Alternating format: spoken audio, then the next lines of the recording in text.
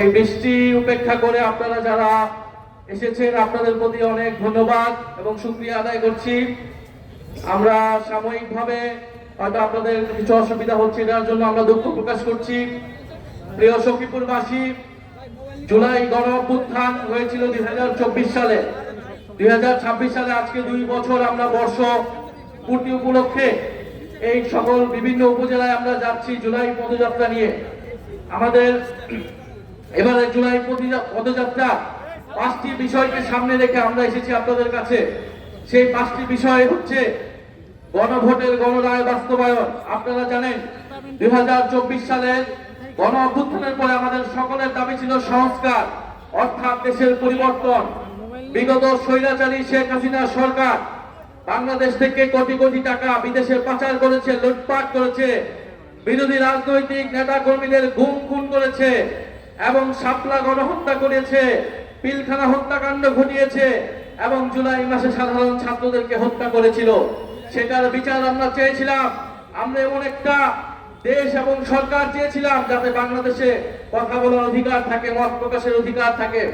সে কারণে সংস্কারের দাবি এসেছিল এবং আপনারা দেখেছেন 32টি দল মিলে দীর্ঘ 6-7 মাস ধরে আলোচনা করে তারা জুলাই সনদ প্রণীত করেছিল এবং সেই জুলাই সনদের জন্যই পরবর্তীতে নির্বাচন হয়েছিল, গণভোট এবং সংসদ নির্বাচন একসাথে হয়েছিল।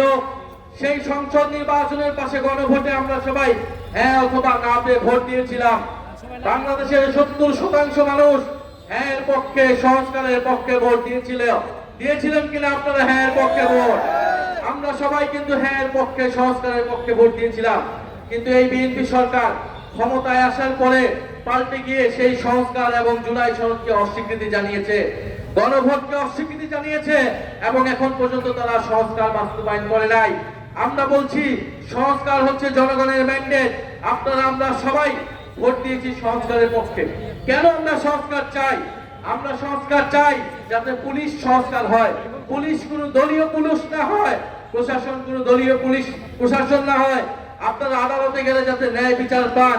যদি জুলাই সনদ বাস্তবায়ন না হয় তাহলে চাঁদাবাজি, দুর্নীতি কোনো কিছুই বন্ধ হবে না, মাদক কারবারি বন্ধ হবে না, কারণ পুলিশ দলীয় পুলিশে পরিণত হবে, এদের কাউকে গ্রেফতার করতে পারবে না। আমরা দ্বিতীয় বিষয় বলেছি যে কর্মসংস্থান বৃদ্ধি করতে হবে। জুলাই অভ্যুত্থানে তরুণরা, ছাত্ররা নেমে এসেছিল চাকরির দাবিতে, কর্মসংস্থানের দাবিতে। আপনাদের প্রত্যেকের ঘরেই কিন্তু তরুণরা রয়েছে, তরুণীরা রয়েছে, তাদের চাকরি দরকার, কর্মসংস্থান দরকার। এই বিএনপি সরকার ক্ষমতায় আসার আগে বলেছিল 1.5 বছরে 18 মাসে তারা 1 কোটি কর্মসংস্থান তৈরি করবে। কয় কোটি? 1 কোটি কর্মসংস্থান। 4 মাস গিয়েছে, কয়টা কর্মসংস্থান তৈরি হয়েছে? একটাও কর্মসংস্থান তৈরি হয় নাই। যেই বাজেট দিয়েছে সেই বাজেটে কোনো কর্মসংস্থানের রূপরেখা পর্যন্ত নাই।